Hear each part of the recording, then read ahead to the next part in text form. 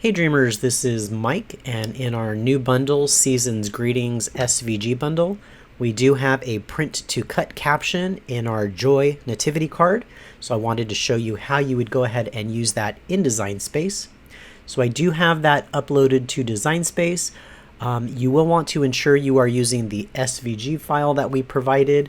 If you use the other image file, it will come in big and you'll have to resize it. However, if you upload the SVG file that we provided, it will come in at the correct size. So now that I have my file uploaded to Design Space, I just need to make sure that I highlight it. And to turn this into a print to cut option, I just need to go over here to flatten, and I just need to flatten this. Now it appears that all of the white has disappeared, but that's simply because white does not print, so it is not going to print in this case. But you will see if I were to add a shape behind it, you will see that that cut element is still visible. See, there you go. All right, so let's go ahead and delete that box because we don't need that. All right, so now that this is ready to go, we are going to go ahead and click Make It.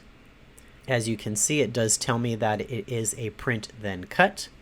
I'm going to go ahead and click Continue. All right, so once you get to this spot, you are going to go ahead and send it to your printer, and your printer dialog box should open, and you're going to go ahead and select the printer. For this example, it doesn't matter if you have bleed on or off, but if you wanted to use your system dialog, now this pops up a separate window for your printer settings when you click print. So if you wanted to dial in some additional settings, you could definitely do so. I'm going to go ahead and just click print, and this is going to send it to my printer. I did want to point out that in our example, Leo did use American Crafts powder.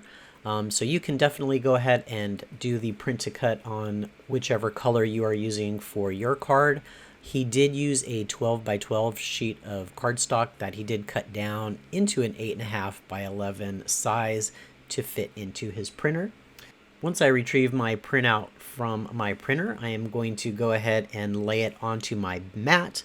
I'm going to select my base material, load it, and press my go button. And I'm ready to cut.